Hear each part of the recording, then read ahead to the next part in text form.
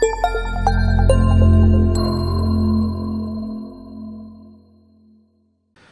everyone, it's Mike Hambright with FlipNerd.com. Welcome back for this episode of the FlipNerd.com Expert Interview Show, where I meet with experts and really awesome guests with tons of experience in the real estate investing industry. This is episode number 301. We're getting up there. My guest today is Jean Norton. Jean is just down the road from me. I'm in Dallas here. She's down in Austin, and she's a real estate investor. She's a bit of a social media butterfly, likes to share her knowledge with a lot of people, which is why I always like talking to Jean. And she's really well known for rehabbing remotely, and that is, I'll let her tell you this. I'll let her tell you the story. But she just was having a tough time finding deals in her backyard. So to continue to be active, she just went to another sandbox to play. So it's a great lesson because I think a lot of real estate investors have always just focused on their backyard. I know I have, and there's a whole other world out there if you're willing to go after it. So she's going to share some more of that with us in a second. So she's going to actually share how she rehabs remotely. So in the first part of the show, we break our show into two parts now. We're going to talk about why she does it and a number of lessons there about how she chooses locations.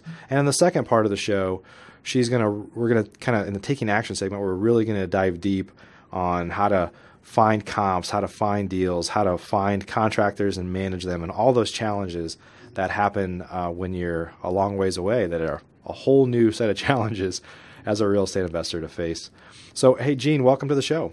Thank you very much. Thanks for having me. Yeah, great to see you again. And this is an interesting topic. I've kind of said this a few times. Even though I've bought hundreds of houses, I've always done it right here in my market. And there's plenty of challenges doing this in your own market. There are times when it gets tough, and you hear a lot of real estate investors say, my market's really competitive now, or the market's changed, or whatever, but they're always referring to their market without any really thought to maybe I should go play somewhere else where the competition where they haven't gone yet. That's right. Why don't you tell us, first I want you to tell us a little bit about who you are, but then just kind of tell us, it seems so obvious now to say, well, just go play somewhere else, pick up your ball and go somewhere else, right? But you did it. So maybe tell us a little bit about you and how you got started, and then let's talk about that a little bit. Okay. Well, first I want to say that if you are having difficulty in your area, you've got two choices. You can change your strategy or you can change your location. Yeah. So there are strategies that will work in every area, every market swing. And so I found a strategy that works for me, but not necessarily in my current location. Yeah. And I started in 2009, and I guess I didn't really know to be afraid of of doing projects outside of my area. So I guess that's where it sort of made sense. My first deal was in Southern California, and I admit I did go out there for the first 10 days or so of construction, to watch things, and we made about $30,000 on that rehab, and it wasn't without its challenges. And I think I've got that one particular property well documented in my blog that I post. I post blog posts every now and then at jeannorton.com. But so that one's well documented if you ever wanted to see that. But we'll add a link to your blog. And then I'm sorry? We'll add a link to your blog I know you share a lot of great information, so we'll add that below the video here. Yeah. And then I came back to Austin, and I tried to get a deal in Austin, and I guess maybe don't have enough fear in me. I don't know what it is, but it was like my second project, and I decided to try to add square footage to an existing small house. And I was not prepared for that kind of a project. So I will say, if anybody's new to real estate investing, don't make that your first or second project. That was a year-long painful project. Yeah. So I had a lot of learning lessons there. And I think most people probably would have stopped at that point. But I sat back and I just said, okay, no more adding square footage. Gives me the yeah. And then I just started looking at other ways to get properties, other locations. And at the time, there was still a whole lot of foreclosures. And I found that I have a good relationship with online auctions. I'm able to hold my own and not get all up in the hype and all of that. So I've been able to do that, and I get a lot of information when I look at the online auctions and see where the most properties are, so I can see where the opportunities for getting properties at a low dollar amount and getting the rehab amount in your head, and then selling it for a certain amount. I mean, I can know where to go to get those numbers, and I've done deals in several locations. Yep. And like I think I mentioned before we got started that there's some locations that I will not return to either. Yeah. So well, it'll be interesting. Yeah. So when you're picking a location, let's talk about that a little bit. Okay. So there are some people that hear the name of a city and they just think, I'll never go there. But Detroit is an example, okay? Well, there's a lot of people that think that. Now, I actually have people on my team that I mentor and coach in Detroit, and they're killing it. It doesn't mean they go into the inner city, but the suburbs are really no different than Dallas or Chicago or anywhere else. There's actually some great areas of Detroit. So people kind of hear something in their mind. They have this preconceived notion. Other than that, geographically, in some of the areas you've gone into that you'll never go back, is it because of macro conditions? Is it because of like permitting issues, or state specific issues, or what are some of the things at a high level you've learned? Like, don't go anywhere that has this, or how did you decide that? Yeah, to decide that, cultural differences. That's the one thing. Okay.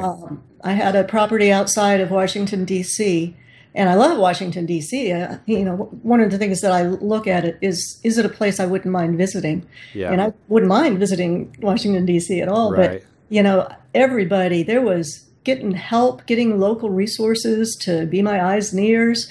It was like pulling teeth. And, you had to pay them something before they do anything at all.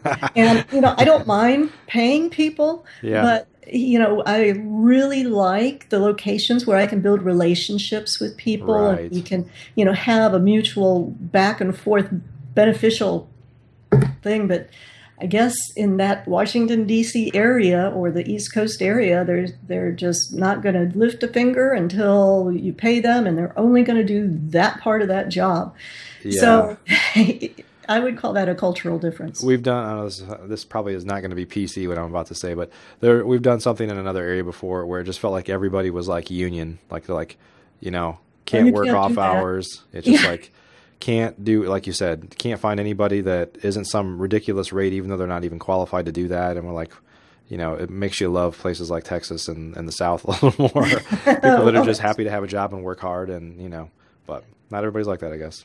I have a client that's in New Jersey, and that's one area. I mean, the whole Northeast, I just fear that they would just eat me up, And she was complaining about finding a good attorney, and she said, I want this may not be politically correct either, but I want a Jewish attorney. Those are the only ones you can trust. And, the others are shysters.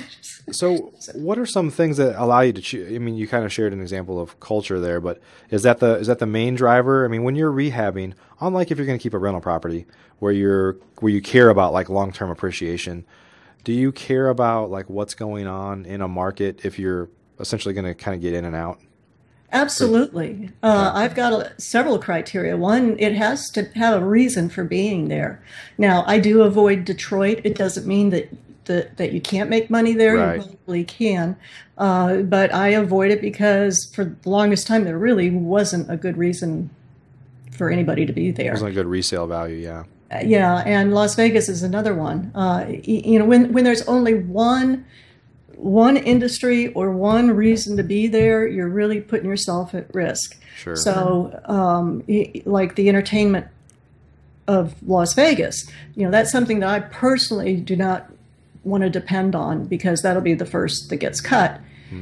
I look at things like Phoenix is another example. The highs are high and the lows are low, and I don't want to get caught in one of those little cycles that happens there. Yeah. So there's a whole bunch of stuff that I look at. Are people moving towards there or away from there? And if they are, like in Chicago, I do deals in Chicago. If they're moving away from there, I don't want to be in that, I want to make sure that I'm in the most popular area of Chicago, which is where I am. Yeah. So you don't want to be on the sidelines. Yeah, and just to clarify, my question was, since you're going to get in and out, but one thing just to clarify about you, correct me if I'm wrong here, is even though you rehab remotely, you're not just looking at deals everywhere. You like to find some other markets and just keep doing business there, right? Right. Once you establish a team that you can trust, it's like your own backyard. It's an asset, yeah. Yeah. So one of the biggest fears people have with rehabbing remotely, a lot of them don't even want to go more than 20 miles away. And the reality is, I think people have their own perception of what is close by. And if they say if it's if it's less than 10 miles away, then okay, otherwise forget it. The reality is I could do deals in Dallas where you are, and I can do deals in Florida where I'm getting ready to go pretty soon. And the reality is it's the same travel time. Yeah. So and most of the time, even if I'm local, I find I just make a phone call to have somebody check on something for me. Yeah, so when we don't do as much volume as we used to, but there were times where we were rehabbing 5 to 7 houses at any given time, and I couldn't even physically do that in Dallas myself because I had other things to do, right? So we had just like an errand runner person that we paid $10 an hour to or whatever, a young college kid that would just drive around and take pictures, and we literally had kind of checklists of check these things, and so it's almost once you kind of get to that point, it doesn't really matter if you're here or somewhere else. There are college kids everywhere. Right. Yeah. Yeah. Yeah. So, yeah, I think probably my biggest frustration, especially when I go into a new area, is establishing the local team. And, contractors just by themselves, are a whole issue. Yeah.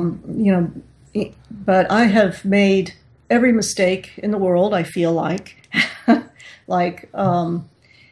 Gosh, I did a property about a year ago in Florida, in Boca Raton, and it wasn't until I got to the third contractor that they could actually do the work.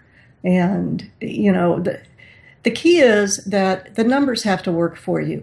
Yeah. You have to make sure that there's enough spread in the deal to handle those kind of hiccups. And once you realize that, hey, it's only $250 for me to fly to Florida, as opposed to having a small margin to play with here in Austin, right. It's not that big a deal when you look at it that way. Yeah. Yeah. So we're going to jump into the taking action segment here in just a second, Gene, but I want to ask you one more question before we kind of end this segment.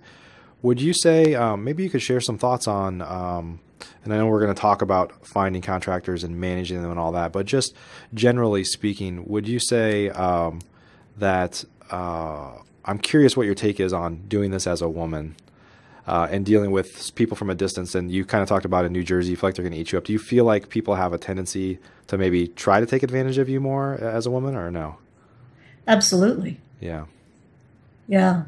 Be like they say, beware of the old lady that smiles. Yeah. Yeah. No, there's, and we could probably talk about this in their taking action, but there's 5 styles of contractors in my book, and I could spot them. Yeah. And I know how to deal with them. I know how to spot them. I know how to deal with them. And we can go into that a little bit later if you like. But understanding the other side's motivation is critical. Yep. And I can tell you that in the Washington, D.C. one, the one in Maryland. No. I'm sorry. This was the one in Virginia Beach. I did a condo in Virginia Beach. I asked a potential listing agent if they had any contractors to recommend.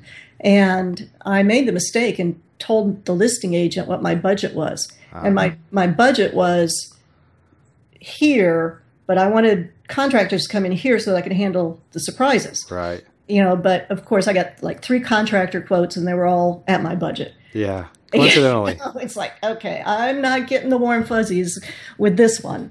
Yeah. Yeah. Yeah. No, they do. And that's why the relationship building is so important with the contractors. And the one contractor that I did finally get in Florida, he found my blog post about contractors suck, rehabbers are stupid. And he laughed and laughed and laughed. Yeah. Thanks for joining us up to this point in the show. The second half of our show is restricted to only FlipNerd Pro and Elite members and only accessible on FlipNerd.com. If you're not a Pro or Elite member yet, you can upgrade your account in about 1 minute by visiting FlipNerd.com/upgrade. Depending on membership level, you'll get access to off-market properties real time, including real-time email and text alerts for new properties listed in your market. You'll get access to hundreds of full-length expert interviews, and Elite members get access to the FlipNerd Lab, which includes detailed masterclass trainings, 2 live webinars a month where you can interact with the leaders in the industry, and access to our Elite Mastermind group, where you can interact with hundreds of the top real estate investors in America. Build relationships with those that are actually operating successful real estate investing businesses. By visiting FlipNerd.com/upgrade, you'll learn much more about our membership options.